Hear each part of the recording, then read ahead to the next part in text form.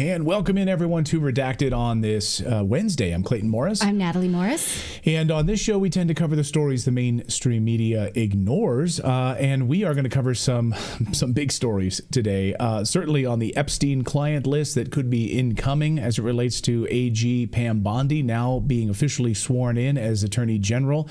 And there are rumors swirling right now that this thing is about to drop. You have to wonder, though, if it's about to drop or they're going to wait for Kash Patel to get in, because he said they would sort of tag team this and release it sort of simultaneously. So we'll see all of that. But we're going to cover what AG Pam Bondi just did, because that's not the only thing that she's about to do. Not just the Epstein list, but also sanctuary cities. A number of orders from her office just in the first few hours. We will go through that. File that under this girl not messing around. Yeah, because, good for her. Yeah, no moss grows on that stone. We're also going to talk about who is state-run media that you may not have known is state-run media. You probably have an inkling based on their coverage, but more news outlets are being exposed under this U.S. aid debacle where the government is pulling back on U.S. aid, and we're seeing, where did our money go? Oh, for journalists to lie to us. Also, I mean, the fallout from this Trump comments in the White House yesterday with Benjamin Netanyahu, where the United States is going to take over Gaza. We're going to move people out of there and basically build a new economic zone. I mean, the fallout from this, both on the good side and bad side around the world, is reverberating. So we're going to talk more deeply about that today. And has the White House sort of clarified a position on that? It apparently caught Israelis totally by surprise, even members of Trump's own staff totally by surprise. They didn't know that this was coming. And we're also going to talk about the CIA. Guess what? The CIA apparently doesn't trust Israel. Really?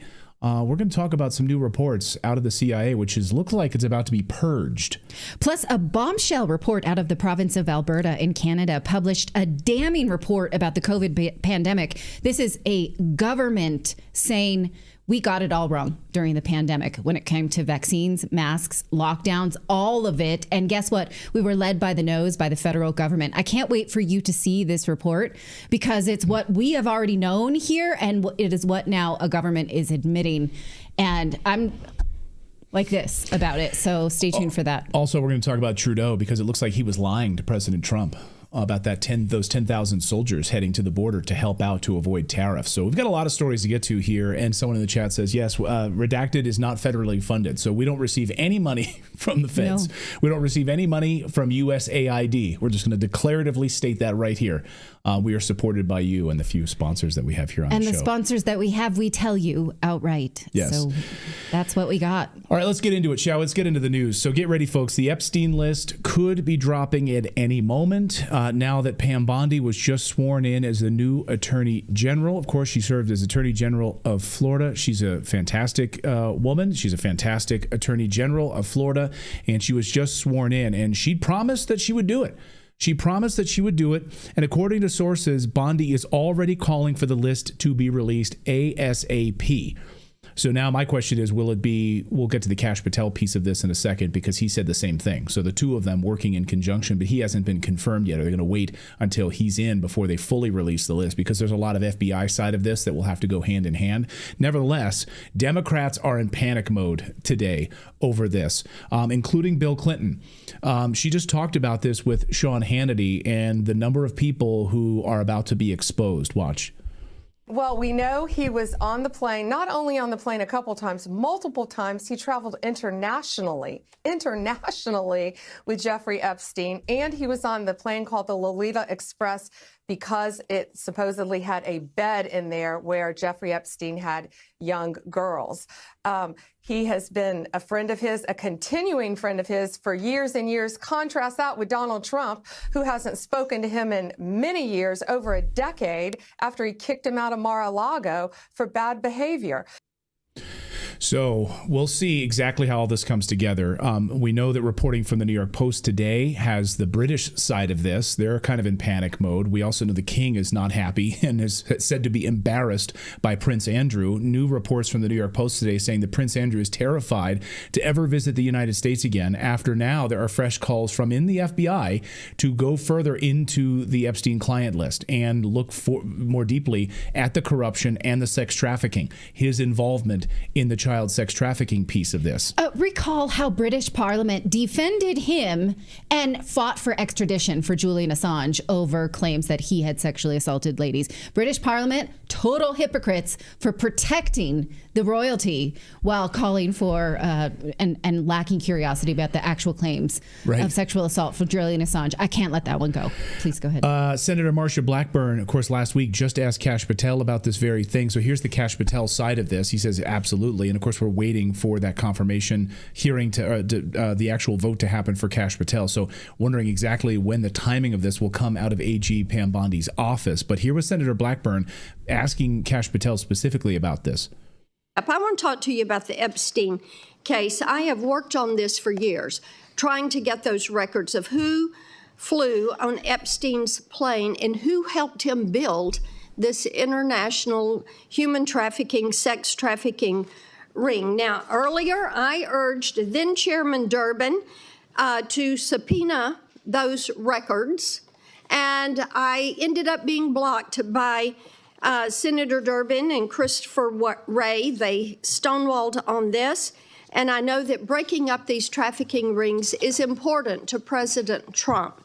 So will you work with me on this issue so we know who worked with Jeffrey Epstein in building these sex trafficking rings?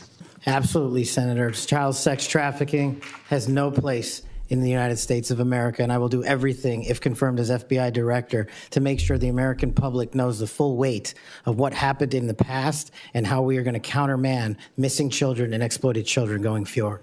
Thank you for that. So right now we're all on like Epstein watch. She has directed a number of orders inside her office. And so it's unclear exactly how this list would be released, how much of it would be redacted, or is it full transparency and being released, and how much of this will have the FBI side of this and Kash Patel's involvement when he is officially confirmed and puts his hand on the Bible and is sworn in. So we're waiting on that side of it. Don't you feel like you have a fish on the hook and it may get away before you roll it in? That's how I feel about this. Well, I felt, but now that she's in, that's a huge piece of this. You know, Kash Patel, I'm certain he's going to be confirmed. I think there's all evidence to the confirmation of Kash Patel. Go ahead, Philip. Oh, I was going to say, like, I know exactly what Natalie is saying, because I feel like if we actually get this list, that it'll be one of two things, in my opinion. It will be completely redacted and there will be no names on it, or it'll be 50% redacted because there are too many powerful people that are tied to all of this that they're not going to want their name out. So I think we're either going to get it fully redacted or like half redacted, but I don't think we're ever going to see the full list. I hope so. Yeah, we'll see. I mean, and again, we were talking just here before the show, Trump, obviously, and how long ago did he, know Jeffrey Epstein? So full transparency. So let's have the Donald Trump side of it out there fully as well. So we can see how many times he met with him, all of those pieces, just so everything is out there. No like right-wing conspiracy, left-wing conspiracy. We are an independent show, so we think both of these parties are corrupt. So I want all of the names out there. I don't care who. I don't care what party, what affiliation. I want them all out there. Well, another big thing from Attorney General Pam Bondi's office today, not wasting any time. On her first day in office today, she made huge moves against sanctuary cities. She just ordered the Department of Justice to immediately stop all federal funding to cities that refuse to cooperate with immigration enforcement. That means places like New York, Chicago, San Francisco could soon be feeling the financial squeeze from the federal government if they don't comply with this. And Fox News exclusively got a list of like her executive orders that she's put in place, or her directives today. She's also going after NGOs, those non-governmental organizations that are helping illegal immigrants, which is fabulous. We've been hoping that she would go, because those NGOs are responsible for the sex trafficking into the United States. Catholic Charities, HIAS, which is the Hebrew International Aid Society. So yes, both the Catholics and the Jews, the Hebrews and the Catholics, and those non-governmental organizations, we've covered them here on the show. And many more of these NGOs that are responsible for funneling these illegal immigrants into the United States. They need to be cut off. They need to be investigated criminally, because where did all these children go? at the hands of the Biden administration under the Department of Homeland Security and Alejandro Mayorkas. She's also said she's going to go after government officials who are thwarting ICE investigations and any investigation into illegal migrants. And so nobody is safe. Recall that American citizens do face penalties for aiding and abetting any. So you need to speak with your own lawyer before you go online and say, I'm not cooperating with this. Yeah. Governor Phil Murphy of New Jersey. Right. Governor Phil Murphy of New Jersey, who admitted that he has a illegal immigrant like living in his house. To which Tom Homan said, thank you, sir. We're on this one. Yeah. It's unbelievable. Yeah, you're a governor of New Jersey and you're like, by the way, I'm harboring an illegal immigrant in my house. Like, and I think I'm above it. What? Okay. Anyway, so the bottom line on that one, follow the law or lose the cash if you're a sanctuary city. So, I'm curious what's going to happen in some of these cities like Denver and San Francisco and others. And a number of other, she's also lifted the federal moratorium on the death penalty this afternoon, new focus on capital punishment for federal cases.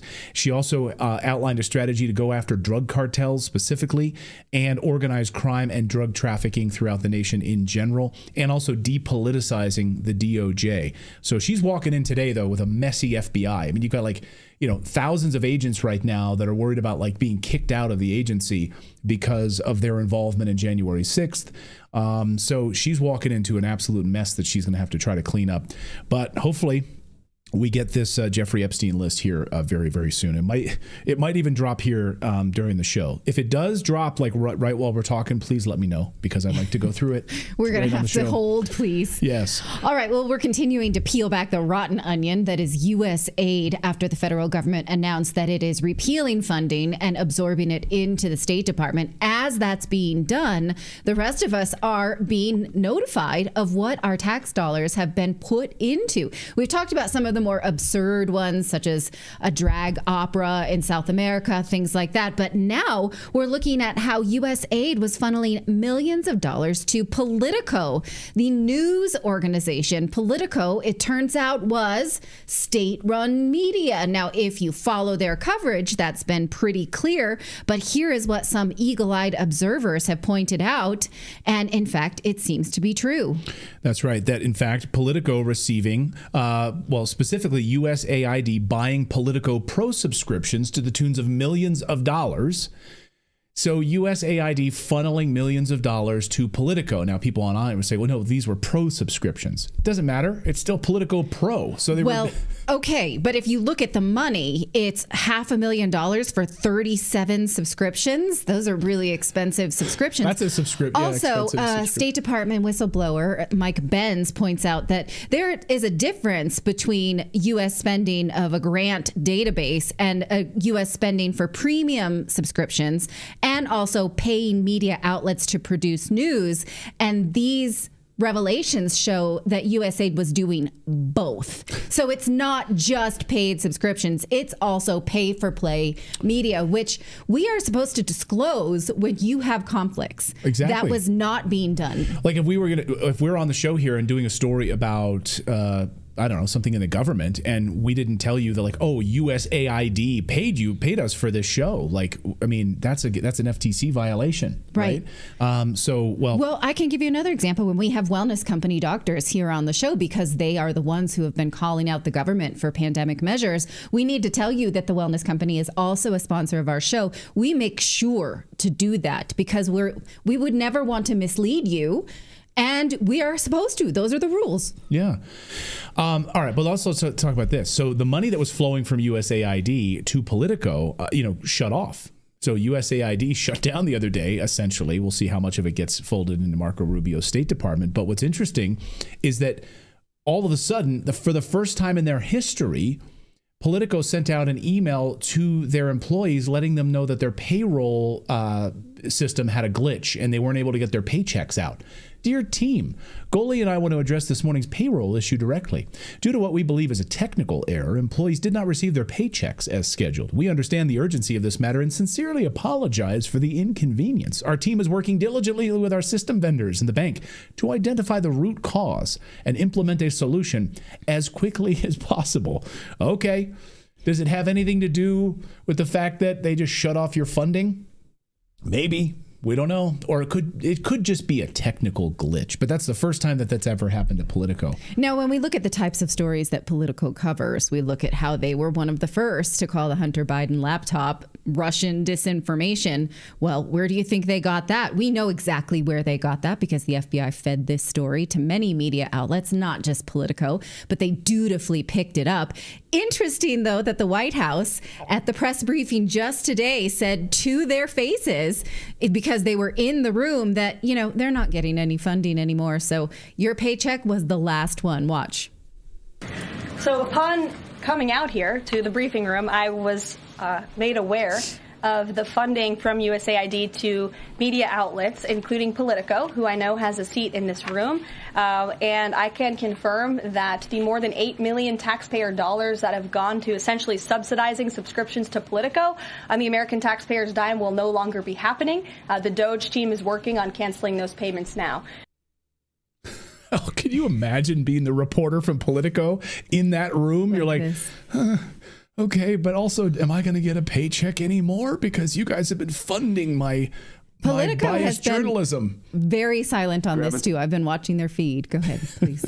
I imagine they're going to be, the reporter will be grabbing some extra snacks on the way out from the snacks table because and a toilet paper roll. Some of those nature bars on the way out. Right. I'm not going to be eaten for a few weeks. Here's how this is being perceived. It's a little, okay, yes, it's a Schadenfreude. Here's a story that Politico published just today from a reporter saying, hey, this is my first story on Politico about how President Trump's actions are informed by Project 2025. Well, of course, that's in line with the deep state's agenda, right? And so look at the comments here, how people are saying, oh, we know that your government bosses told you to write this. Oh, your X feed must be pretty bad now that everyone knows that USAID paid for this.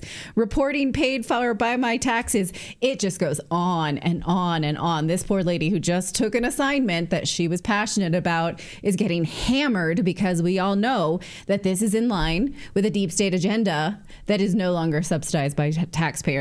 And in fact, even in Europe, Hungarian Prime Minister Viktor Orban said this about it. So apparently, USAID was financing the ultra-progressive Politico in Brussels. So even they had an agenda in Europe, and they called Orban the disruptor of the year. He's saying, okay, now I see why and where that came from. So he thanks Donald Trump for putting an end to this and uncovering it, which, I mean, it's what the rest of us sort of feel anyway when we read Politico and their contemporaries. But now we know what we thought we knew. All right, we got more news to get to here. Oops, sorry. Oh, sorry, if I could just real quick. I like a serious question. I'm wondering, like, honestly, if the CIA relies so much on this media manipulation, like, what is their plan?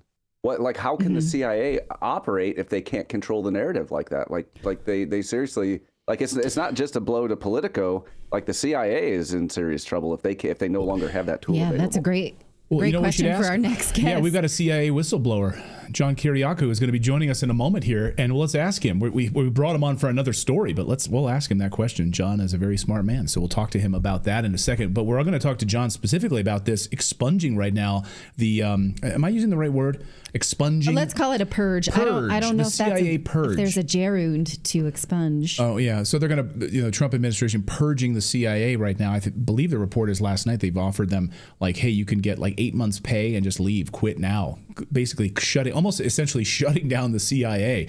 But also we're learning that the CIA really doesn't trust Israel and a lot of the intel assets from Israel inside the United States. So we're going to talk all about that in a second. But first, I just had some lunch. And I had a Factor meal. I actually had a delicious chicken meal with some string beans today. He did. True story. It was my lunch today. And if you're ready to optimize your nutrition this year, Factor has chef-made gourmet meals that make eating very, very easy. And I've lost now 5 pounds. And I feel great about it. They are dietitian approved, ready to heat and eat in 2 minutes. So you can fuel right and feel great no matter what life throws at you. Factor arrives fresh and fully prepared. Perfect for any active, busy lifestyle. You can just throw it right in the oven, right in the microwave for 2 to 3 minutes, and you're done.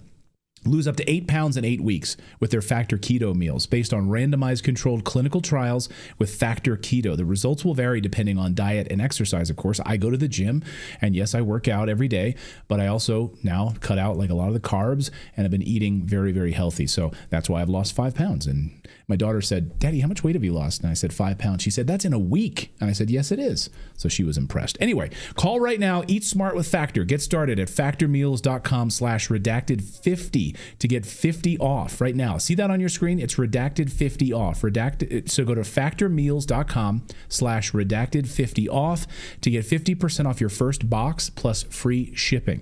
That's code redacted50 off at factormeals.com/redacted50 off to get 50% off plus free shipping on your first box. So thanks to Factor for supporting independent media here. Thank you, Factor. So now you know who we take money for. They are not the CIA. So exactly. There we go. Okay, well, the Trump administration is said to be ready to purge the CIA the same way it did other federal workers. Now, this is the same offer that other federal government workers were offered. If you retire, you'll get paid for 6 to 8 months. You don't have to come to work, and then your contract ends and you go do something else. Now, the Wall Street Journal reports that this move is to, quote, bring the agency in line with President Trump's priorities, including targeting drug cartels. A CIA spokesperson said that this is an effort to infuse the agency with renewed energy. But is there something more? Well, our next guest is a former CIA agent and a whistleblower. He says that the CIA considers Israel an antagonistic power to the tune of North Korea. He joins us today. Thank you for joining us, John Kiriakou. Oh, it's my pleasure. Thanks so much for having me. The pleasure's all ours. So do you think that this CIA purge is perhaps related to the Netanyahu visit, or is this something that Israel actually wants? I don't think it has very much to do with Israel. I think it has very much to do with Donald Trump. And to tell you the truth, Donald Trump is the first president with the guts to downsize the CIA since the Carter administration. The organization has just grown and grown, and it's become bloated and top-heavy. I remember 20 years ago, senior CIA officers saying that it was inexcusable that there were more CIA officials in CIA headquarters than there were overseas actually doing the job of recruiting spies to steal secrets. So I think this is a very positive development. I want to get back to the relationship with Israel inside the United States in a second, but right before the break, we were talking about the media. We've had a number of whistleblowers on our show tell us that if the CIA, the deep state, the intelligence community want to get stories out, they can go to Politico, they can go to the Washington Post, they go to the New York Times. That's where a lot of these stories show up. So how can the CIA, now that, we're outing these news organizations like Politico today for taking money from USAID, how can the CIA get out their fake stories, John? I know, right? This is scandalous. It's scandalous and it's un-American. It used to be a common thing for the CIA to plant stories in the U.S. media by recruiting American journalists. That became illegal in 1975. And so they just did the next best thing. They just said, hey, Politico, hey, New York Times or Washington Post, you're a patriot. Why don't you put this story in your paper for us? Patriot. And then they ended up doing it. There's a journalist at Bloomberg by the name of Jason Leopold, who's an outstanding investigative journalist. He did a Freedom of Information Act request some years ago asking the CIA's Office of Public Affairs for all correspondence, all email correspondence between the CIA and American journalists. And what he found was several very interesting things. First, a major journalist at NBC and MSNBC was sending his reports, his articles, to the CIA for clearance before he sent them to his own editor at NBC. Inexcusable. But even more interestingly, he found that... By the way, is that person's name Ken Delanian at NBC? That person's name is Ken Delanian. Yes, indeed it is. And it's in black and white. Yes, it was. Yeah. But he also found...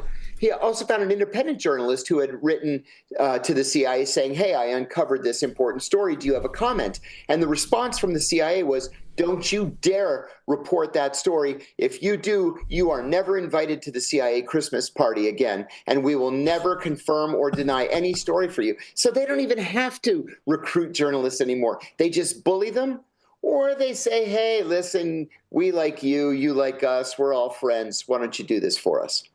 Do you recall, I think it was last year, when Claire Danes talking about her work playing a CIA agent in what is it? Homeland, right. Yeah. She said that she had been to some kind of intelligence camp where the CIA was allying itself with Hollywood and the media, and Colbert cut her off. Do you buy that? Absolutely, yes. The CIA has long had a liaison relationship with Hollywood studios, and just in the last 5 years, they created a branch within their Bureau of Public Affairs or Office of Public Affairs, whose job it is solely to liaise with the Hollywood studios to make the CIA look good. It's exactly the same thing that the FBI has been doing since the 40s.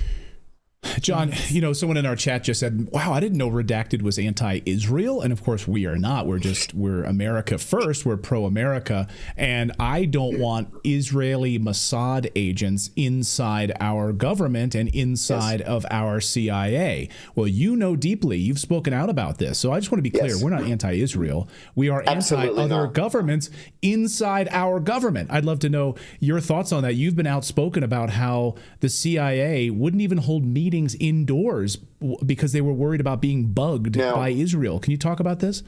Certainly. We used to meet with Israeli officials in CIA headquarters all the time until the Israelis recruited Jonathan Pollard. They directed him against the American government, and he passed top secret information back to the Israeli Mossad. In addition, the Israelis were always very kind in that they would bring gifts when they would come to CIA headquarters. The problem is those gifts almost always contained listening devices and were packed with batteries. So finally we had to say, look, you guys, this is not cool. We're not going to allow you in the building again. And so we meet with them at an offsite facility. When I first joined the CIA, like literally on my very first day at the CIA back in January of 1990, the director of security gave all the new employees a briefing. And he said, there are 2 Israeli intelligence officers that are declared to the CIA and the FBI, one from Mossad, one from Shin Bet. It's a totally normal, common thing that happens. But the FBI was able to identify another 189 undeclared Israeli intelligence officers all across America spying on the United States and trying mightily to infiltrate American defense contractors. So look, either we're going to be brothers in this thing or we're going to be adversaries, but we can't be both. That sounds like McCarthy era. I mean, is it possible that we now know McCarthy was right? The Venona files proved that when the fall of the Soviet Union, they gave us the proof that McCarthy was actually looking at Soviets who were infiltrated in the U.S. State Department. So is it possible now with this new turnover of Gaza that we do get proof that there has been Israeli spies inside of our government too? Oh, we've got the proof. It's just a question of releasing it. And it hasn't been in our interest over the course of all these years to embarrass the Israelis. Spying aside, we're very, very close to the Israelis. We give the Israelis just about everything they want. They have the most advanced weaponry. Every time we invent something new, the Israelis are the first to get it, but they're always afraid that we're holding something back, and they just want to know for themselves if we are holding something back, and if they find that we are, they're going to approach us, and they're going to ask us for it. We're not holding anything back, but this is just the way the Israelis operate. And the reason is, I'm not even saying that I blame the Israelis, but the reason is they have nowhere to go. If they're pushed anywhere, it's going to be into the Mediterranean, and they can't risk that. And so they will do literally anything to maintain their security. John Kiriakou, I'll get you out of here on this question. Tulsi Gabbard, a lot of pushback on her as it related to Edward Snowden. And, it's kind of amazing to me. She holds that he's an American hero. I hold that he's an American hero. I don't know where you come down on this, but were you surprised by the vehemence and the vitriol from the questioners in that room about Edward Snowden and her position on that? I was actually. I was especially surprised to see it coming from Republicans. I would expect it from Democrats. And I was surprised for a couple of reasons. And before I even give you the reasons, let me say, I think Ed Snowden is a bona fide American hero, and I was proud of Tulsi Gabbard for standing up for him and standing up for her own beliefs. She would not allow herself to be bullied in these hearings. One of the things that bothered me the most was the use of the word traitor. There is a constitutional definition of the word traitor. It is a person who provides aid and comfort to the enemy in a time of war. He did not provide aid and comfort to the enemy, and we are not in a time of war. There has not been a declaration of war by Congress since December the 8th, 1941. So he's not a traitor. One of the other things that surprised me, and I think this came from Senator Angus King, the independent Democrat from Maine, he said that besides saying that Ed Snowden should be hanging from a tree, he said that Snowden had defected to Russia. That is absolutely not true. He was in the transit lounge of Moscow Airport on his way to Ecuador when John Kerry revoked his passport, and he was not able to fly. So let's keep the honest people honest up there on Capitol Hill. Oh, right. That's amazing. I have one more question. So Sure. Now the Trump administration is saying that it's purging the CIA because it wants to focus more on the Western hemisphere than all the meddling that we've been doing in Europe and the Middle East. Do you buy that? Yeah, in part. I think Donald Trump has been actually pretty clear and pretty consistent about being anti-war at the core of his ideology. I welcome that. There's no reason why we should always be at odds with Russia and China. If Marco Rubio, the new Secretary of State, is correct when he says that we have to accept the inevitability of a multipolar world, I think that we do have to accept the inevitability of a multipolar world. So let's focus on things that are a little bit closer to home. For example, Mexican drug cartels. Why is the CIA at odds with the Drug Enforcement Administration when really, at the end of the day, drugs crossing the border into the United States is a bad thing, and we should all be working together to stop it? Right. Yeah. John Kiriakou, we appreciate you joining us. Thank you for your insight. By the way, just remind our audience pleasure. here, like, what did you blow the whistle on specifically in the corruption in the CIA? Just so our And was prosecuted for. Yeah. I was prosecuted for it. I blew the whistle on the CIA's torture program in 2007. And funny enough, the Bush administration said that I hadn't done anything wrong. It was years later when Barack Obama became president that the Obama administration prosecuted me. Oh, then on that topic, what are your? I'm sorry, but I'm so interested. What are your thoughts on reopening Guantanamo Bay then? Because I think most of us get scared that we could then reopen the torture program under Bush and Obama and have innocent people in there. So, but of course, there's bad guys we do never want to see again. How do we keep an eye on that doesn't turn into that? Yeah, I'm strongly opposed to doing anything with Guantanamo other than closing it. And in terms of the bad guys, pursuing the bad guys, I think really the right thing to do is quite simple. You do what the Constitution tells us to do. You charge them with a crime, you give them their day in court and allow them to face a jury of their peers. If they're guilty and we can prove that they're guilty, and then we incarcerate them. But putting them in a no man's land, in a limbo at Guantanamo, isn't going to work for anybody. Yeah. And what do you think? How can we know as Americans? Because we didn't know what was happening to innocent people on our tax dollar, on our dime. What do we look for as journalists even? That's a great point. And it's something that really was not addressed for years under either George W. Bush or Barack Obama. You know, the answer is a difficult one.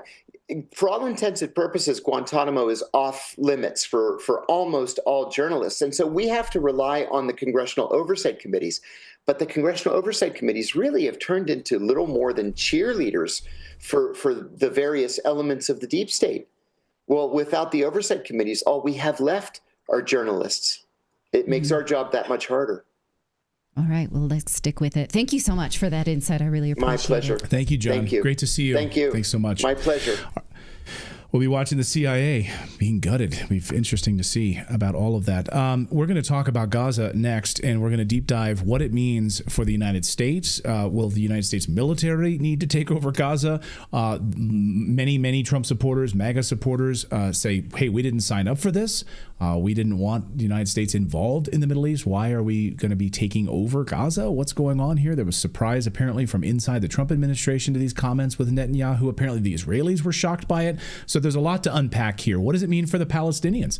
What does it mean for Hamas, which is still strong and in tunnels underneath Palestinian lands and hasn't really been hurt at all in this? So we'll talk about all of that in just a second. But first, we'd like to remind you that Redacted is sponsored by Optimizers, which is a great way for you to look into getting magnesium into your diet. Magnesium is an essential ingredient to manage stress, maintain a calm, balanced mood, and also make sure you optimize your sleep and recovery from whatever it is you do. Hopefully regular workouts and movement, and then your body recovers with the help of magnesium. In fact, most people are deficient, which can lead to poor stress response, fatigue, and even poor sleep quality. But Magnesium Breakthrough helps balance your levels so you can better handle your New Year's resolution. It's a unique blend of magnesium citrate, glycinate, taurate, and more, and it ensures maximum absorption and utilization by your cells. So you can go to buyoptimizers.com/redacted,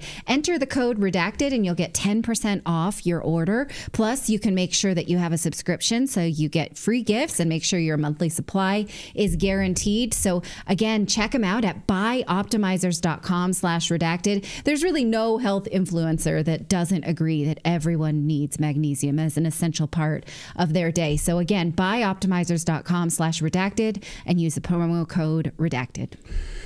Well, Trump just shocked the world over Gaza. Was it a bold move or is it totally insane?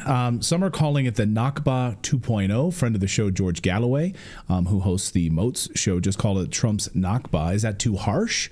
We'll discuss, just for some context here, the original Nakba happened in 1948 when Israelis killed, displaced hundreds of thousands of Palestinians. Britain, of course, the United Nations worked hand in glove to basically come up with the plan. I'm simplifying it, of course, but the Arabs rejected it.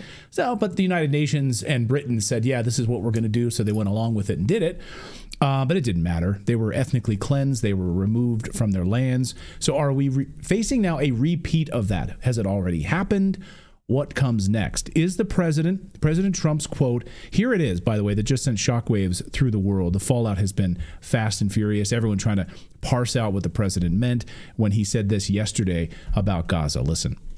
The U.S. will take over the Gaza Strip, and we will do a job with it, too. We'll own it and be responsible for dismantling all of the dangerous unexploded bombs and other weapons on the site, level the site and get rid of the destroyed buildings, level it out, create an economic development that will supply unlimited numbers of jobs and housing for the people of the area. Where exactly are you suggesting that they should go? And two, are you saying they should return after it's rebuilt? And if not, who do you envision living there? I envision a world, people living there, the world's people. I think you'll make that into an international, unbelievable place. I think the potential in the Gaza Strip is unbelievable. And I think the entire world, representatives from all over the world will be there, and they'll live there. Palestinians also. Palestinians will live there. Many people will live there. So he said that, but then a little, separately, Peter Doocy asked specifically about the Palestinians from Fox News. He asked this question, and Trump kind of gave a totally different answer, I guess. Listen. Peter? Would Palestinians have the right to return to Gaza if they left while the rebuilding was happening? It would be my hope that we could do something really nice, really good, where they wouldn't want to return. Why would they want to return? The place has been hell. It's been one of the meanest, toughest places on earth. So and Netanyahu is sitting there saying, yes, it's mean and tough. We are mean and tough on them. Mean and tough. All right. According to sources I've spoken with in Tel Aviv, Israeli reaction, they were shocked by this. They didn't see this coming.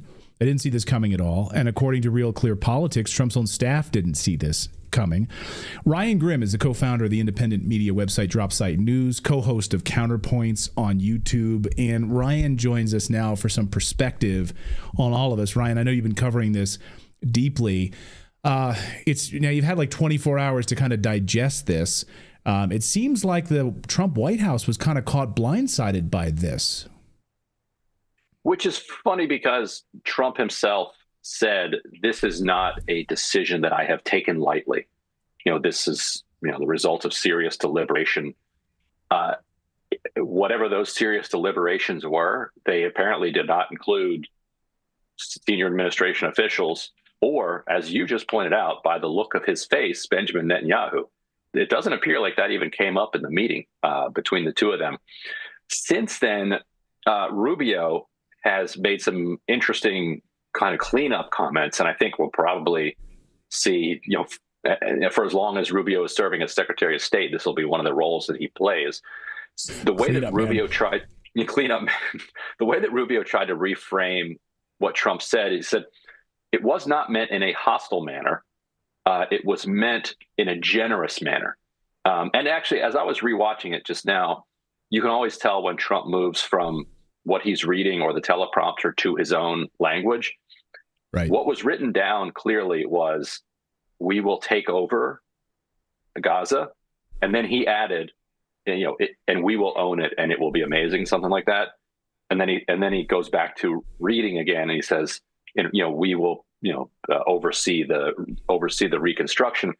And so if you try to piece together what was written and match it with what Rubio was saying, which Rubio said, it was a offer made out of generosity, not hostility, that the U.S. is willing to do a lot of the reconstruction work and there are enormous, untold numbers of unexploded ordnance, throughout Gaza. Like, that's a fact.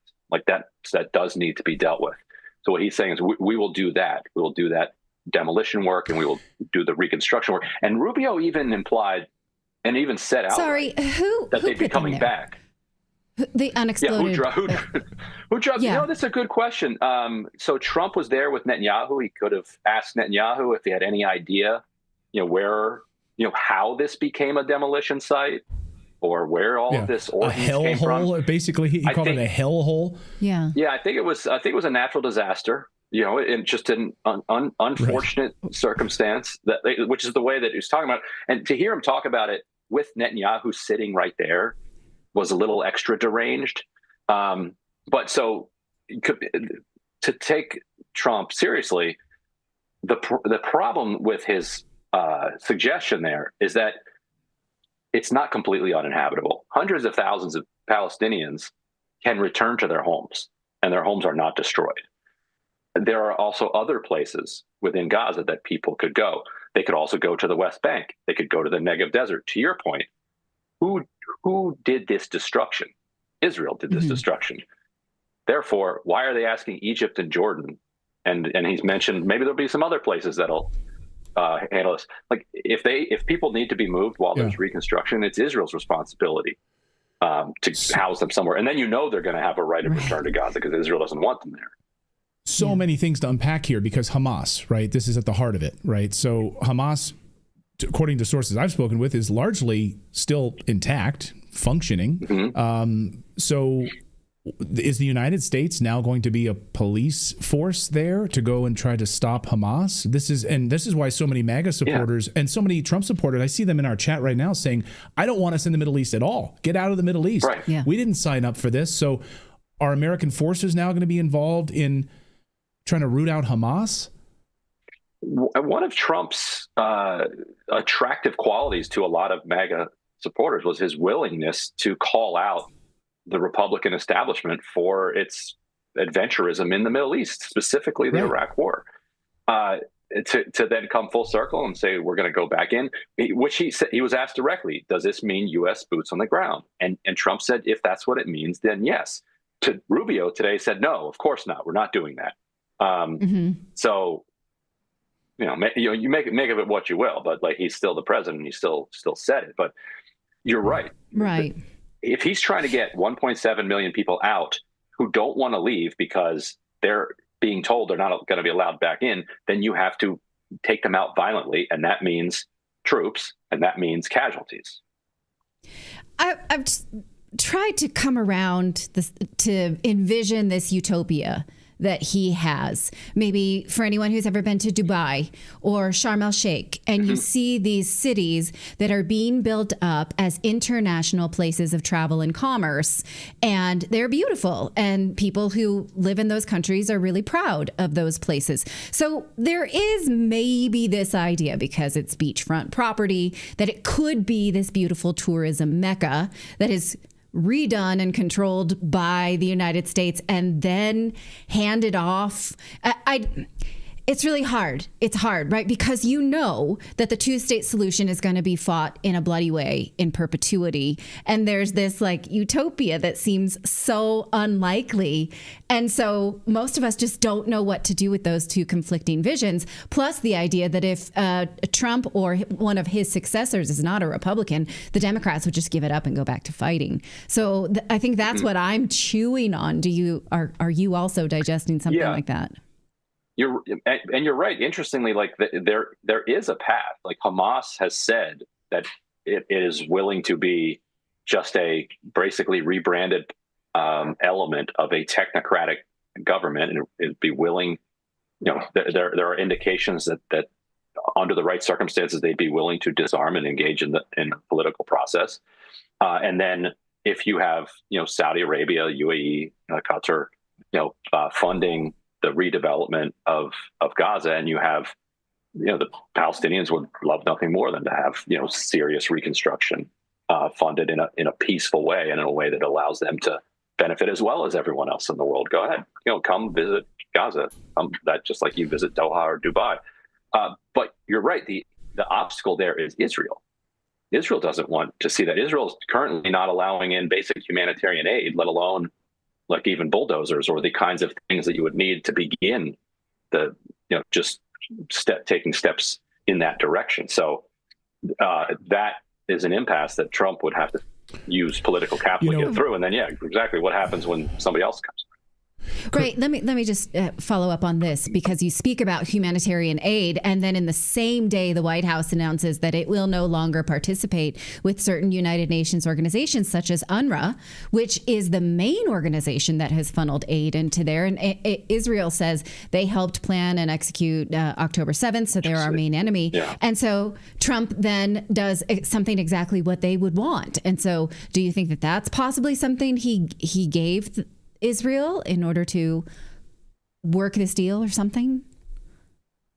It's interesting. He's constantly giving Israel things. In the same press conference, he said that within 4 weeks, he's going to decide whether or not he's going to allow Israel to annex the West Bank, which is, and the whole thing is, these are wild just constructions to even think about. Like, who's the United States to allow Israel to annex, territory that they have no right to? Right. Or, either way, he's saying he's going to make that decision. Miriam Adelson gave him more than $100 million, and it was reported that when she gave it to him, that was her demand, that he allow for the annexation of the West Bank, just like she previously demanded that he move the capital, the embassy from Tel Aviv to Jerusalem, which he did, and he's very proud of. He also brags about how he quote unquote gave them the Golan Heights, which they've since expanded their control over.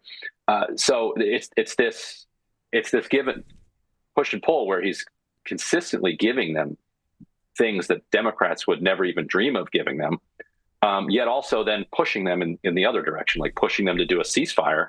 When if Kamala Harris were elected, we'd still have the low grade bombing campaign going on, presumably. There was no indication that she was willing to use any pressure or political capital to get to a ceasefire. So it's a very confusing moment. Yeah. I mean, I'm trying to be positive here, because at the heart of it, Trump, we know, negotiated a ceasefire. So there's a ceasefire in place. People are not dying largely in the way that they were before. Well, they are in Lebanon. So. Yes, but I mean, right now, taking the wins where we can get them, small, like incremental wins. So, but it's also the criticism of Trump is that he usually ends up going with the thing that the last person in the room has told him. Friend of the show, Colonel Douglas McGregor, who worked for Trump, said that this was the big frustration, that the last person to speak to Trump is where Trump usually went with his decision-making process. And I couldn't help but thinking if we, Jared Kushner, and his involvement. We know Jared Kushner's involvement in this area and had vowed to turn Gaza into a Riviera. And all this waterfront property could be very valuable. And so did he have his ear before Benjamin Netanyahu came to town? Was Jared Kushner in the room, like talking about this utopia in Gaza that could be built? There's memes floating around in Israeli press today of Trump Tower Gaza. Like, of course, I want to say I don't believe it. There's been reporting that Jared's idea was part of the mix here. And that Jared has been talking to him about this, and that he and Witkoff and Trump are talking about it like the real estate guys that they are. Trump, it's all fundamentally who he is. You heard him talking about North Korea, I bet, recently, where he was talking about all the amazing coastline that North Korea's got. He can't unsee dollar signs and waterfront real estate, and so the idea that he's going to be able to successfully move them to Egypt and Jordan is an utter fantasy. Like, it's not like asking Mexico to send 10,000 National Guard to the border. You're asking those governments to likely collapse. So, and no government is going to willingly strike a deal that would likely lead to their own collapse. There's no amount of pressure you could put on somebody to get them to do that. We'll get you out of here on this, which is Scott Adams' tweet today. I'm just curious your thoughts on. I think a lot of people right now watching our show, I can just see it in the chat room here. A lot of people are saying, kind of struggling with this, right? It's not. I don't think it's cut and dry. It's not cut and dry. If you think it's cut and dry, I think you're an idiot, quite frankly. But Scott Adams tweeted this. He said, "I hate that sleeping on this changed my opinion." His first reaction, he said, is hell no. I hate everything about this. The United States going into Gaza, taking over Gaza, funding Gaza, all of that. Then he said, I slept on it. Then he said, current opinion, Trump just ended a permawar between Hamas and Israel by informing them that they will no longer have a common border, one way or another. It's not a bluff, but it will have the effect of sharpening the thinking of everyone in the region. I'd expect some frantic counter offers. So he's basically saying that in many ways, the United States is playing bad cop here, where now you'll have the Arabs and Israelis kind of coming together saying, yeah, we really don't want the U.S. here. So let's come to some sort of agreement. Is he playing bad cop, Trump? I do think Adams is correct there that you don't want to necessarily judge what Trump says by what Trump says, because you don't know whether or not what he says is actually going to become reality, or if he's just saying it because he has some other motives going on. And in this case, he may be trying to reset the negotiations. The key, we're coming up to the key second phase of the ceasefire agreement, and there is a ton of pressure from Netanyahu's right, and I think Netanyahu's own impulses are to not move into the second phase of the ceasefire and to restart the war. Netanyahu has been pretty clear that would actually be his preference here. He doesn't have a day after plan for Gaza, and he worries about his own political future, and just low grade continuing the war forever is a preferable political outcome for him. That would condemn hostages and captives that are still in Gaza to death. Aside from the absolute calamity that it would bring back to Gaza, and there is a lot of hope, I think, among the Trump's circle that wants to see a broader Mideast deal, that Trump will figure out a way to make sure that Netanyahu does not blow up this ceasefire deal. So is he flipping the table over there? Who knows? We'll see, where this goes, but yeah. It's crazy. Having so much disagreement in our chat room right now. I mean, it's just like Linda says, on this point, Trump is terribly wrong. Karen Carpenter in our chat says, I'm so disgusted. Yeah, we're not sending troops to Gaza. There'll be a riot before anybody agrees to send troops to Gaza. And Karen says to get Palestinians out of Gaza. Yeah. Right. And then others saying Trump's a genius. This plan's a genius. So there's a lot of disagreement on this right now. Ryan Grimm, co-founder of the independent media website Drop Site News, co-host of Counterpoints. Ryan, thanks so much. I think we're all trying to parse this out today. Thanks so much for joining us. Yeah. Yeah, thanks for having me on. Thanks, Ryan. Appreciate it. And I want to say that all opinions here, I think, are valid. You know, we're all kind of scared and confused and blindsided. So, yeah, go ahead. Phil. Something my daughter brought up last night when we were talking about this, and first off, she brought up like like it's not the land that's killing Palestinians, so Right. it's like but the other thing she brought Like up you're was like, sitting let's say next they to do the that, dude. they bomb all the Palestinians, they build this like utopic city. My daughter was like, what kind of person goes there and visits? Like, who's going to want to go and be like, hey, we're going to go visit the place where all of those Palestinians died for vacation. Like, well, Israel built their national parks over. You can go sit on park benches in beautiful parks now. The Israeli Park Service, and there's no mention of the villages where those parks sit. By the way, there might be an old olive tree that's still there, but you'll be sitting on the graves and houses of Palestinians when you go to visit these Palestinian parks. villages. Anyway, we got a lot to unpack on that. That story. exists now. Yeah. All right, we got more news to get to here. We're going to talk about Trudeau. Did Justin Trudeau just lie to President Trump about those 10,000 forces that they're going to put on the border of Canada to protect those troops? Protect the border from illegal aliens pouring into the United States and fentanyl coming into the United States. Did Trudeau lie to Trump's face? We're going to talk about that in a second. But first, let me tell you about NMN. So this is something I take every day now. It's become a part of my routine for the past month and a half. And NMN from Black Forest is a supplement known to dramatically improve health and longevity by serving as a precursor to NAD+. Now, Dr. David Sinclair was recently on the Joe Rogan podcast, and he's a neuroscientist, a tenured professor at Stanford University School of Medicine. He explained why Big Pharma is trying to hide NMN from you because it's incredibly effective, and they can't make money off of it. Watch. I also take supplements, and in fact, most of my colleagues are in the field of aging, or anti-aging, as people call it. So I take NMN every morning. What is NMN? Good question. So let me take a quick step back. Sure. So about 20 years ago, Lenny Guarente and a team of us at MIT discovered a set of genes that controls aging. And what they do is they protect all organisms on the planet, plants, bacteria, humans, from deterioration and disease. They're like the Pentagon. They sense when we're hungry, sense when we're exercising, and they send out the troops to defend us. And so we think that these genes are responsible for the effects of dieting and exercise, which is great. What that means is we can now mimic that with molecules. I feel like I should make a shopping list. So they get a So anyway, you could use it to grow your nails, all of that. Anyway, I've got my NMN. It boosts your energy. It does help recover from post-workout. I take it after my morning gym workout. It's a vital part of maintaining a healthy lifestyle. Get it while you can right now before these big pharma companies try to patent it and turn it into a prescription drug only. The FDA has been trying to take this thing away. So we have an exclusive offer for you right now. Go to blackforestsupplements.com/redacted. You can scan the QR code right there on your screen. And for the next 48 hours, you can buy 2, get 1 free. Buy 2, get 1 free. I'm telling you, this is fantastic. I take this as part of my daily supplement regimen. So stock up while you can. It's NMN. Buy 2, get 1 free at blackforestsupplements.com/redacted for the next 48 hours.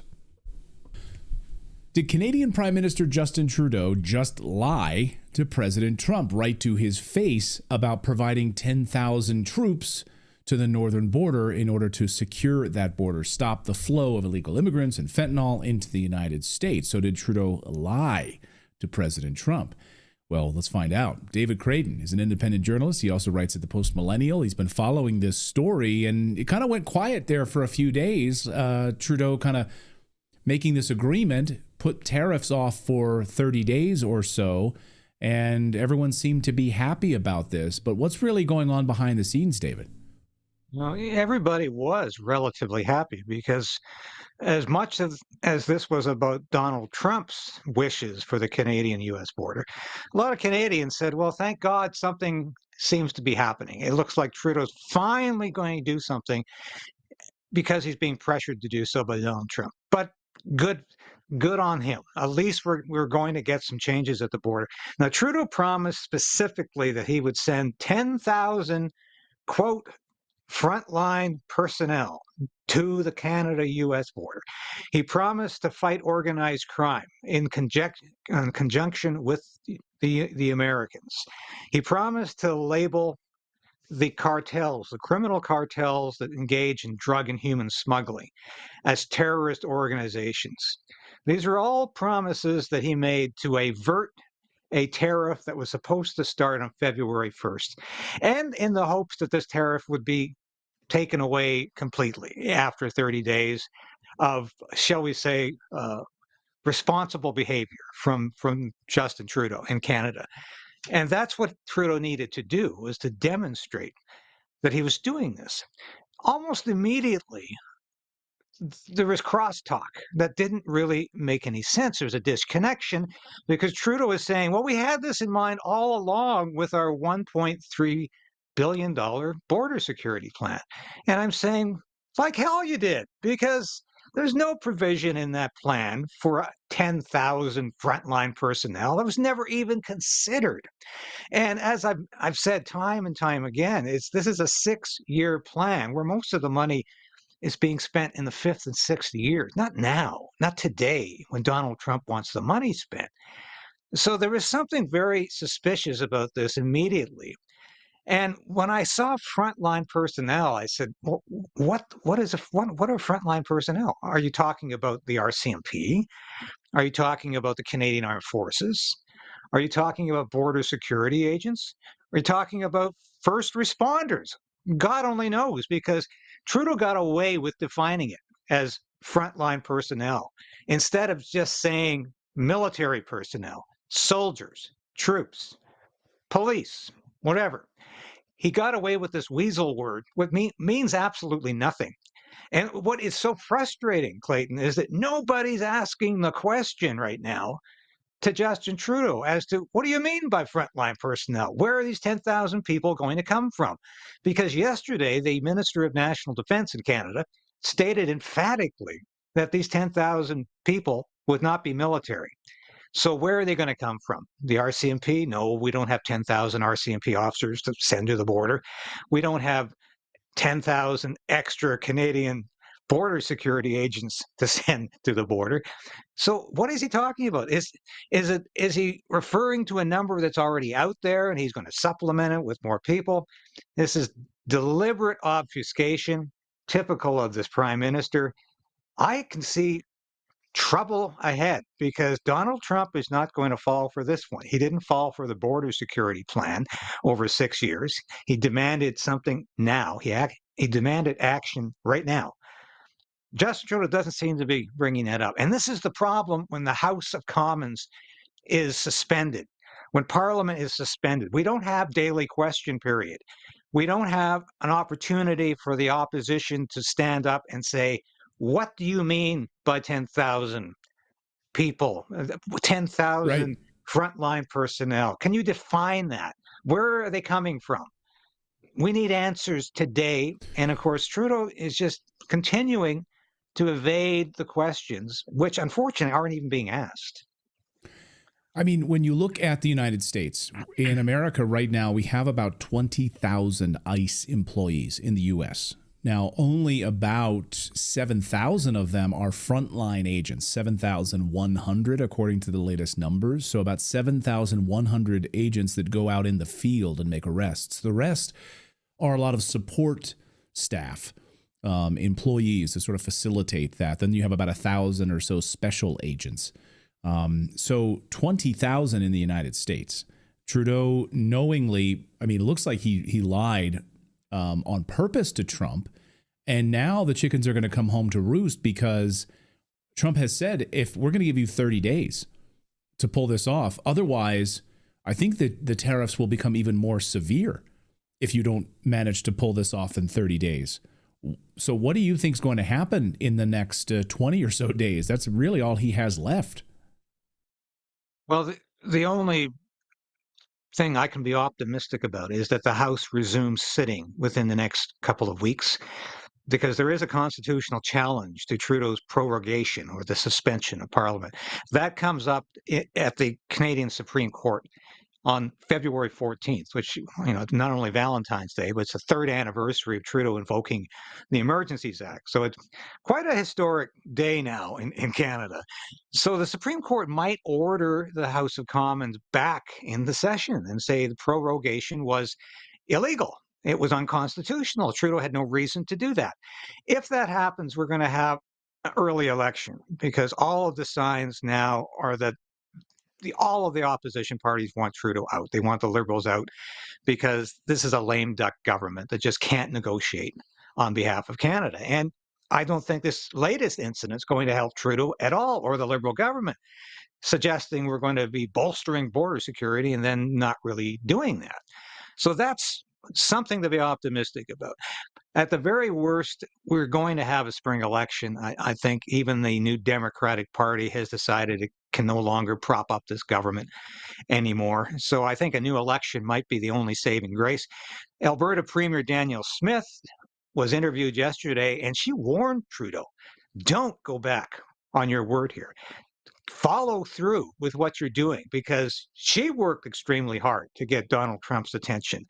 She managed to get the tariff on energy reduced from 25 to 10%. She managed to really capture the attention of a lot of Americans who said, here's a responsible political leader in Canada who wants to do the right thing. And I think that is another reason to be optimistic. But worst case scenario, March 1st comes around and we're struck with 25%, possibly double tariff. And I've looked at the products that are going to be hit not only by the U.S. tariff, but by the counter retaliatory tariffs by Canada. This could increase the price of grocery products by 30 to 50% overnight. Things are bad enough in this country where people are going to food banks and soup kitchens just to survive. But now it's going to push the price of groceries out of reach. This could be a Great Depression with a capital G and a capital D. This is catastrophic for this country. And it's not going to be good for the U.S. either. I think there's a general consensus now that this is not going to be a party for anybody. And especially as oil and gas prices go in the United States, this is going to push up the price of gas easily by $1 or $2 a gallon overnight.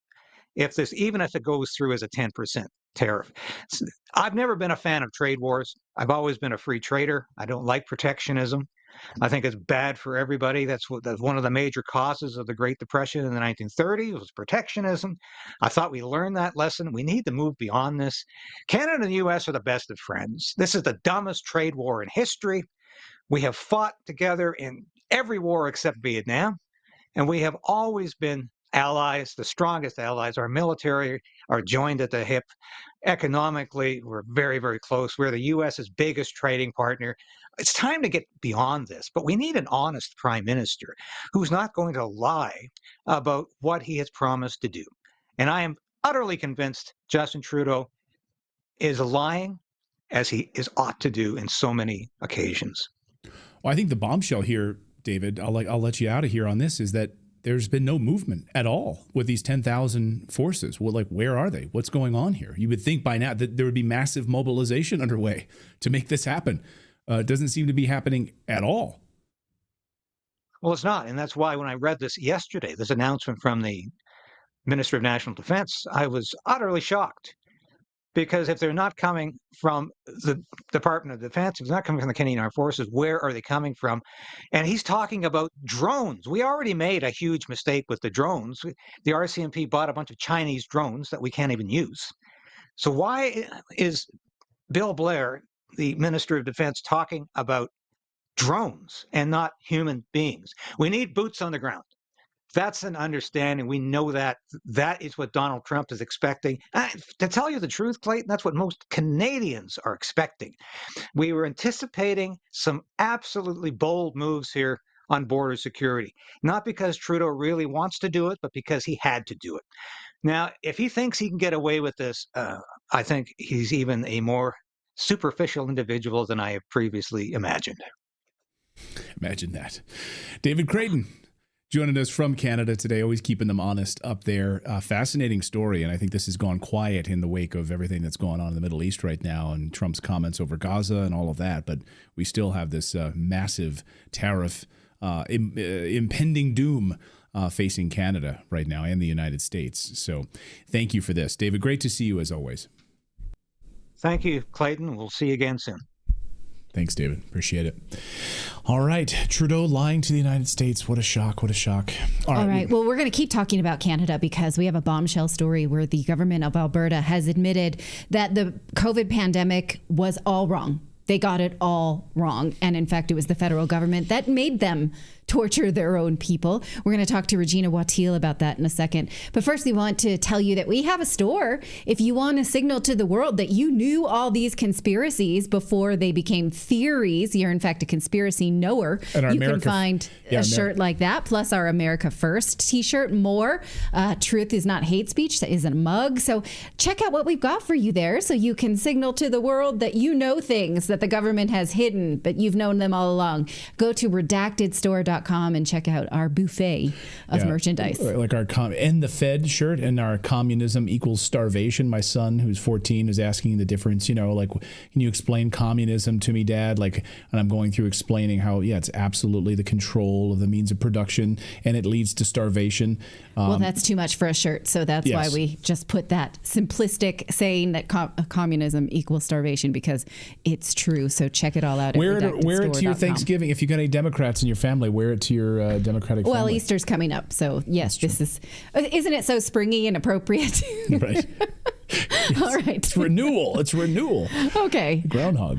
Well, the province of Alberta in Canada published a damning report about the COVID pandemic, basically admitting they got it all wrong. The vaccines, the masks, the lockdowns. It's an amazing admission from a government agency. Of course, not everyone wants to hear it, but Dr. Regina Wattil read through it, and she's the author of the book Fisman's Fraud, which exposed how the government in Canada used hate science to put excessive pandemic measures in place, basically tortured them. I spoke to her earlier about the bombshells in this report. Watch. Regina, thank you for joining us on Redacted again. Let us know, as a Canadian, how you feel about this after-action report where the government is basically admitting that there were mistakes and, oops, we made mistakes with your life. Well, I'm actually very thankful for this report. I'm actually excited because now we have dialogue for the first time. So as you know, Natalie, we've had a lot of censorship in Canada.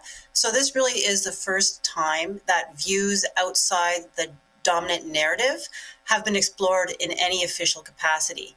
So even though this report was done for Alberta, it does apply to much of Canada. So I'm actually excited.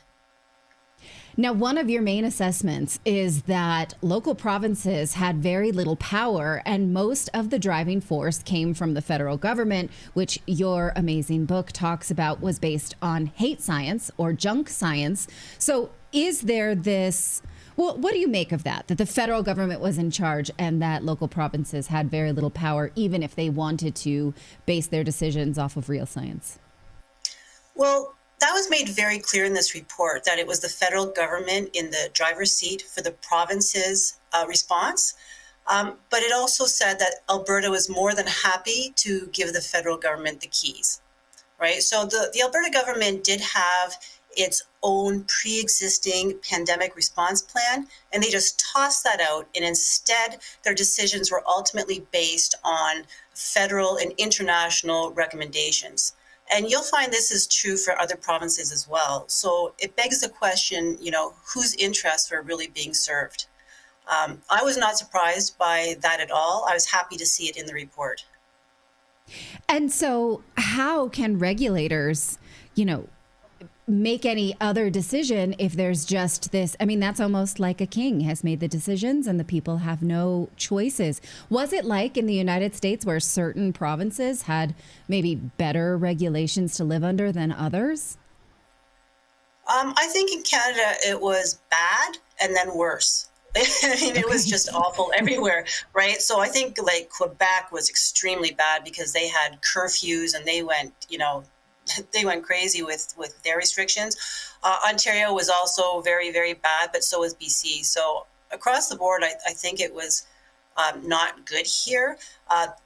I guess it was a little better in like Alberta. Alberta has always been somewhat better, and that's why my daughter ended up going there during the pandemic, because it was just too brutal here in Ontario. For the regulators, though, go ahead. No, go ahead. Go ahead. Go ahead and talk about how regulators were, actively sought to intimidate, threaten, and discipline anyone who went against the consensus. Right. So when I read the report, there was two very damning chapters, and one basically offered a scathing takedown of Alberta's regulatory bodies, and then we'll talk about the other one later, which is basically the vaccines, when it talked about the safety and effectiveness of the vaccines. So that's where the report hit the hardest. So the regulatory bodies includes bodies like the colleges of physicians and surgeons, as well as other colleges that regulate healthcare professionals. And they have the ability to take away one's license to practice. And so in the report, they kind of came across as like mindless parrots. So I'll quote the report. It said, they passively accepted and followed other bodies without critically examining the information, thereby perpetuating a false consensus. So the report goes on to say, that's very damning. It's very damning. Yeah. They go on to say that any information that they deemed went outside what they thought was the consensus, they called that misinformation, even if that information was correct or accurate. And then the report goes into some depth about talking about their overreach. And here you see that they've acted basically like thugs. So I'll just summarize what the report actually said. It says, regulators actively sought to intimidate, threaten, and discipline medical professionals. The chilling effect was pervasive, instilling a climate of fear and caution that deterred providers from utilizing their full expertise. That interfered in the patient-physician relationship and often obstructed healthcare providers from performing their duties in good faith. So that's pretty damning. And the report even says that not only did they fail to protect the public, but they actually made the response worse. So this is scathing. Yes. And so how can anyone say, well, we didn't know any better, the government told us the truth, we had to behave this way? Anyone in Canada who says this now, you can peel back all the science about masking, about the vaccines, about the science of lockdowns. We've done so in depth. But this is in one fell swoop saying we were coerced into not being able to know what the science would have told us if we were allowed to know it. So I don't know how anyone now can say the federal government was acting in good faith, right? Oh, yeah, this is pretty bad. I can't see how any of the regulators are going to like this report. It really comes down hard on them. It does, of course, put the federal government in the driver's seat. Yeah, it's pretty scathing. They do make recommendations based on what I just said. They recommend strengthening physician autonomy, and they do recommend putting in some safeguards so that physicians do not suffer politically motivated disciplinary actions, which is what they believe happened. Right. And so does it discuss the science of masking versus masking mandates? Yes, it goes through all the things that you guys have been covering for quite some time. Regarding masking, they say that the science did not support mask mandates and that it didn't show that they were effective at all in reducing infections.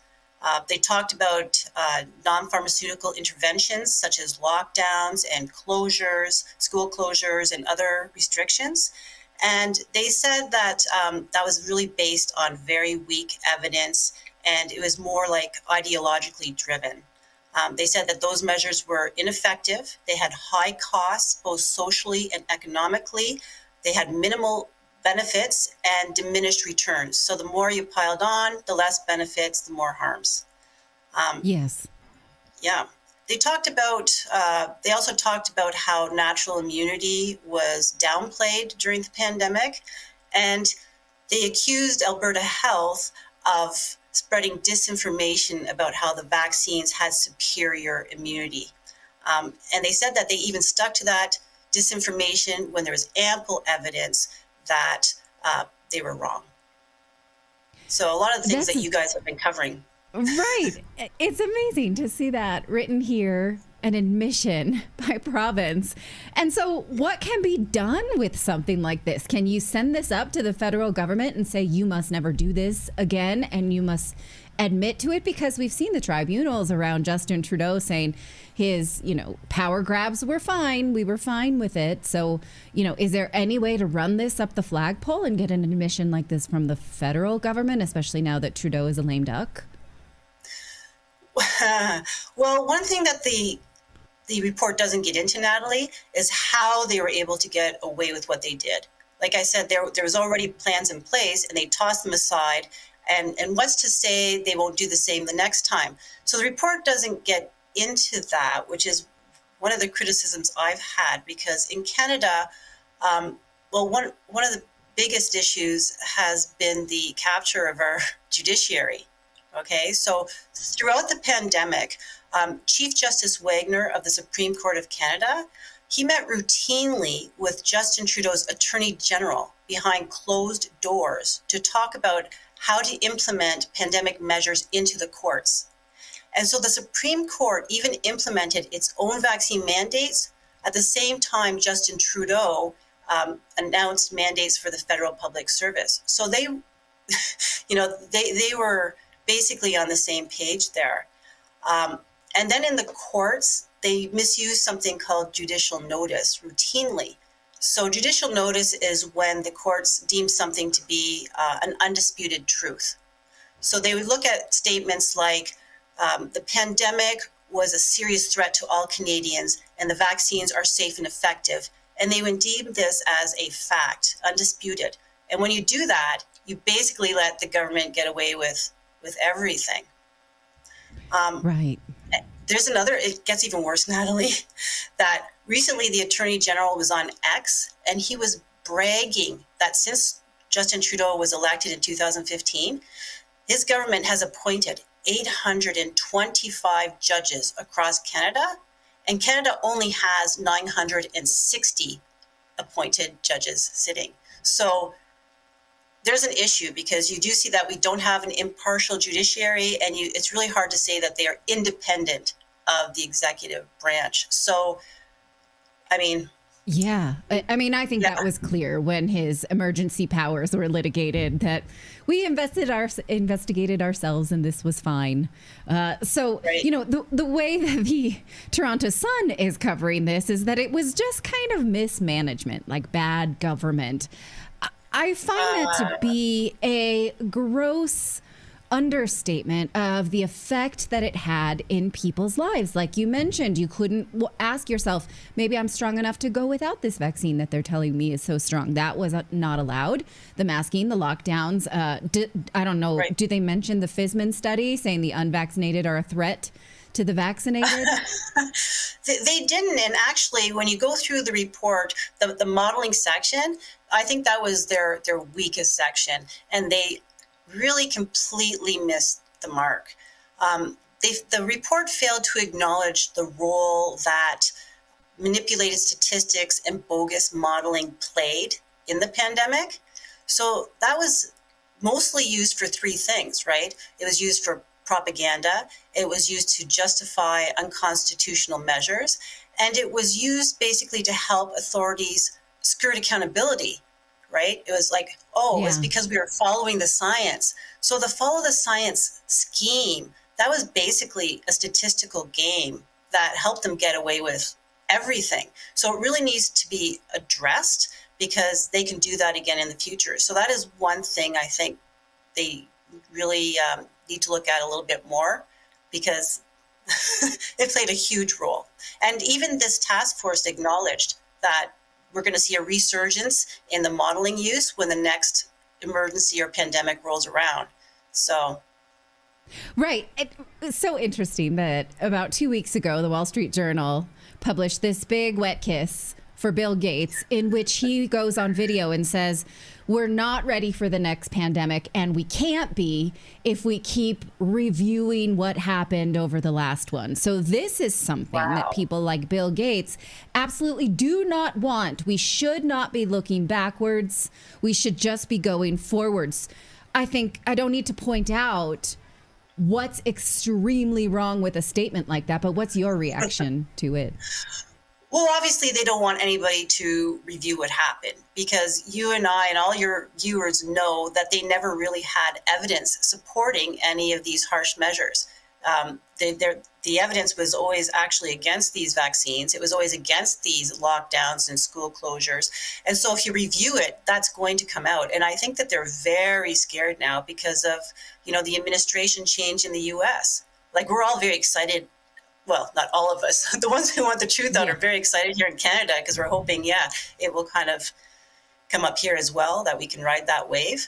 So I think they should be extremely worried, right? Yeah. And you do see, like you said, there's a lot of letters have gone out now asking Daniel Smith to basically dismiss this report. So they're very afraid. On what grounds would you dismiss the report? Well, there's 3 agencies came out. We had the Alberta Medical Association, the Canadian Medical Association, and the Children's Pediatric Society. They wrote letters, and they basically, the whole thrust is, well, this report goes outside the consensus view, so it's dangerous misinformation. So they really don't have much grounds. They just don't like it, right? It's not an argument. So we don't like it, so dismiss it. But there's even another guy. There's a fellow here in Canada that was paid millions of dollars to fight misinformation, and he spearheaded a group letter signed by dozens of professionals, including doctors, and they asked also to get rid of this report, to dismiss the report. But when you look at this fellow, his name is Timothy Caulfield, and he is a law professor in Alberta. And he has no real scientific training, but in 2020, he co-founded this organization called Science Up First to fight misinformation and to promote scientific understanding. And he's been getting a lot of money to basically push the government narrative. So we have a letter spearheaded by him to dismiss this report. So that's been interesting.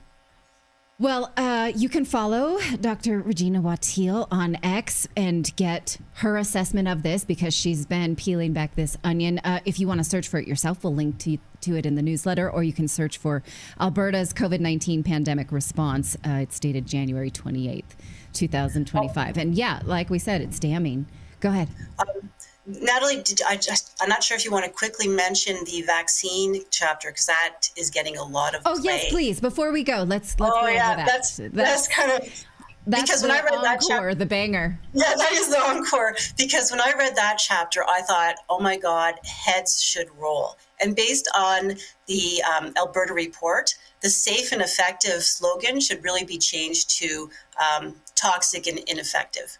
So it's pretty bad. So with this chapter, what they do is they present some safety data. They look at the toxicity of the lipid nanoparticles, and they just quickly go through the main issues with the clinical trials, namely that they didn't establish that the vaccines reduced transmission, hospitalization, or death. And that was the case for Pfizer, Moderna, as well as Johnson & Johnson. And so based on this chapter, they recommend three main things. The first one, the biggest one, is they recommend halting COVID-19 for healthy children and teenagers. So a lot of people are very upset about that. The second recommendation is to have full disclosure of all the vaccine risks. And the third recommendation is to have support for the vaccine injured. And even though this report has been out for less than 2 weeks, it has already been filed in a court case for a class action lawsuit on behalf of vaccine injured individuals. So that it is a big deal. Yeah. Right. I mean, they openly admit that the vaccines were not effective in stopping transmission, which was not allowed to be said in the year 2020 and into 2021, citing the Cleveland study that we've talked about several times, that immunity goes down as you get more vaccines. So yes, it's damning. This is, I guess, not new to you and I, but amazing to see a government admitting it. It is. Like, a lot of people here are happy. I mean, you're going to get pushback, right? I mean, it was, like I said, it said some pretty nasty things about the regulatory bodies. And of course, they're still pushing the vaccines here. So they don't want to hear people asking to halt them. So this is big news. Yeah, it really is. Thank you so much for bringing it to our attention and breaking it down. I want to remind you that Dr. Regina Wattiel was one of the earliest to point out that the Canadian government was using hate science, or basically fake models, to torture the unvaccinated in Canada. I really recommend her book, Fisman's Fraud. And again, you can follow her on X. So thanks for coming back on Redacted. It's always a pleasure to talk to you. Oh, thank you so much for having me back. This has been great. Thanks, Natalie. Well, that's our show for today. It's a busy week. Stay with us. We will be back tomorrow. Remember, Redacted streams live Monday through Thursday and serves up content all throughout the week. So make sure you're subscribed to Redacted on whatever platform that you like to watch us on. We really appreciate your patronage. Hey, we also have a newsletter. Make sure you head on over to redacted.inc. Click the link to get the newsletter, and it is totally free. There's nothing there that's upsold or behind a paywall or anything like that, unless we link you to another news organization from time to time that may have a paywall. We don't intend to do that. We really try to get you a link to original source material. So please do subscribe, share it with your friends, keep up with the Redacted newsletter. We appreciate you. Thank you so much for your time, and we will see you again tomorrow, everybody. Thanks again.